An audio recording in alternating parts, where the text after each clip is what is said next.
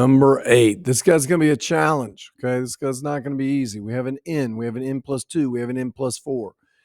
You cannot just come in here and say, oh, I need to add 2 or add 4. That doesn't work.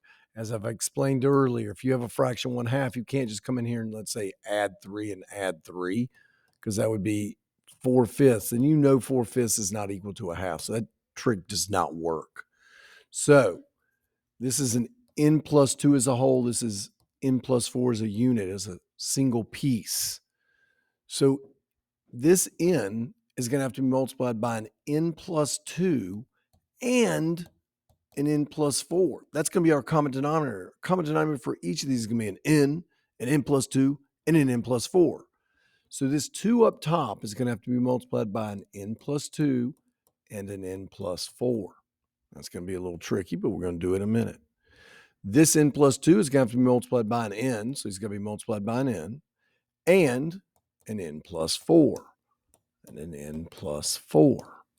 Now, this guy needs to be multiplied by an n, so it'll be multiplied by an n, and an n plus 2, and an n plus 2. So our denominators will all be equal. They'll all be an n plus 2, and an n plus 4. So we just need to set the tops equal. So I'm going to have a 2 times an n plus 2 times an n plus 4 plus a 4n times an n plus 4 equaling a 6n times n plus 2. That's what we're working with here. So, because again, the denominators are all the same, and once we get the denominators all the same, we just set the numerators all, we just write it out equal, the left equaling the right. So now I'm going to do 2, and I'm going to go ahead and multiply these guys, which will give us an n squared. That'll be 2n plus 4n. That'll be 6n. And then 2 times 4 is 8. That binomial times the other binomial gives you this trinomial. Plus, now I got to distribute 4n through. That's going to be 4n squared. 4n times 4 is 16n. Equals, now distribute through here. 6n squared, 6n times 2, 12n. There's just a lot of distributing here. Now, got to do it one more time with this guy. 2n squared plus 2 times 6n, 12n. 2 times 8, 16.